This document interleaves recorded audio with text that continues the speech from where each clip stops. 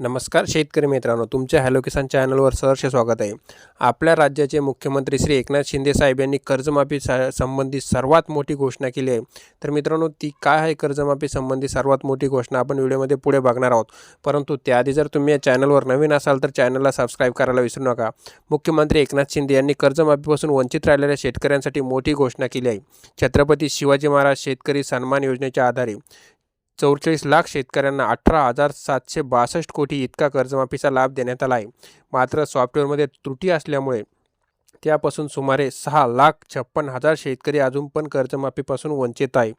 तर या 6,56,000 शेतकऱ्यांना कर्जमाफीचा लाभ देण्याची घोषणा मुख्यमंत्र्यांनी सभागृहात तर केलीच आहे। मित्रांनो, नियमित कर्ज फेडणाऱ्यांच्या खात्यात पैसे जमा, नियमित कर्जफेड करणाऱ्या शेतकऱ्यांना देखील अनुदान देण्यास आता सुरुवात झाली आहे।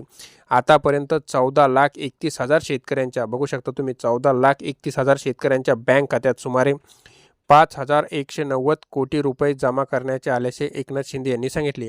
त्याचबरोबर धानासाठी 2022-23 मध्ये हेक्टरी 15,000 रुपये बोनस देण्यात आला होता। त्याचा लाभ सुमारे 4,80,000 धान उत्पादकांना मिळाला आहे। यंदाच्या वर्षी हा बोनस वाढून हेक्टरी 20,000 रुपये करण्याची घोषणा आपल्या राज्याचे मुख्यमंत्री एकनाथ शिंदे साहेब यांनी केली। शेतकरी आपल्या अर्थव्यवस्थेचा कणा असून त्यासाठी जुलै 2022 पासून म्हणजे गेल्या फक्त 18 महिन्यात शेतकऱ्यांसाठी जो भरीव निधी खर्च करीत आहोत, त्यामध्ये मदत व पुनर्वसन विभागाच्या माध्यमातून 14,891 कोटी, त्याचप्रमाणे कृषी विभागाच्या माध्यमातून 15,040 कोटी रुपये, सहकार विभागाच्या माध्यमातून 5,190 कोटी रुपये, पणन विभागाच्या माध्यमातून 5,114 कोटी रुपये, अन्न व नागरी पुरवठा माध्यमातून 3,800 कोटी रुपये, पशुसंवर्धन विभागाच्या माध्यमातून 243 कोटी, अशा रीतीने तब्बल 44,000 कोटीपेक्षा जास्त खर्च करीत असल्याचे शिंदे साहेब यांनी म्हटले। महात्मा ज्योतिबा फुले शेतकरी कर्जमुक्ती योजनेच्या संदर्भात बोलताना पुढे आपल्या राज्याचे मुख्यमंत्री श्री एकनाथ शिंदे साहेब असे म्हणले की महाराष्ट्र सरकार राज्यातील शेतकऱ्यांचे 2 लाख रुपयापर्यंतचे कर्ज माफ करणार आहे। 1 एप्रिल 2015 ते 31 मार्च 2019 या कालावधीत अल्पमुदतीत पीक कर्ज आणि पुनर्रचित पीक कर्ज माफ केले जाईल। राज्य सरकारच्या कर्जमुक्तीची रक्कम थेट लाभार्थी शेतकऱ्यांच्या कर्ज खात्यात वर्ग केली जाईल। ती बी DBTद्वारे म्हणजे DBT म्हणजे डायरेक्ट बेनिफिट ऑफ ट्रान्सफरद्वारे राष्ट्रीयकृत व्यापारी, जिल्हा मध्यवर्ती, सहकारी बँक, ग्रामीण बँक, त्याचप्रमाणे शासकीय बँक या सर्व बँकांच्या तसेच विविध कार्यरत सहकारी संस्था आणि पुनर्गठित पीक कर्ज शेतकऱ्यांनी घेतले आहे अशा सर्व बँकांचा कर्जमाफीही होणार आहे।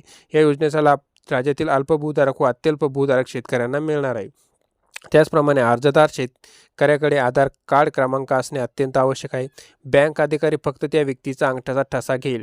सरकारी नोकर किंवा नोकरी असणारा व्यक्ती किंवा कर्मचारी किंवा आयकर भरणारा व्यक्ती किंवा आयकर भरणारा शेतकरी या योजनेचा लाभ घेऊ शकत नाही।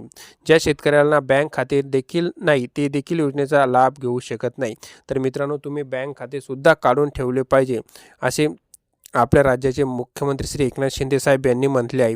त्याचप्रमाणे पुढे सुद्धा असे म्हटले आहे की त्यांनी आता राज्यामध्ये दुष्काळ आहे, त्यामुळे नमोचा येणारा हप्ता हा मित्रांनो 22 तारखेला म्हणजे रामाची मूर्ती जेव्हा स्थापन होणार आहे त्या दिवशी हा 4,000चा हप्ता सुद्धा मिळणार आहे। त्याचप्रमाणे PM किसानचा सुद्धा 2,000चा हप्ता, 2 नाही यावेळी 4,000। आपल्याला माहिती आहे पंतप्रधान नरेंद्र मोदी यांनी घोषणा केली होती की आता 2 नाही तर 4,000 रुपये मिळणार आहे। ते 22 तारखेला ते PM किसानचे सुद्धा पैसे मिळणार आहेत। तर मित्रांनो, ही होती माहिती। जर माहिती आवडली असल्यास आपल्या चॅनलला सबस्क्राईब करायला विसरू नका आणि असे नवनवीन व्हिडिओ म्हणजे शेतीविषयक नवनवीन व्हिडिओ बघण्यासाठी एक लाईक तर नक्की करा। धन्यवाद।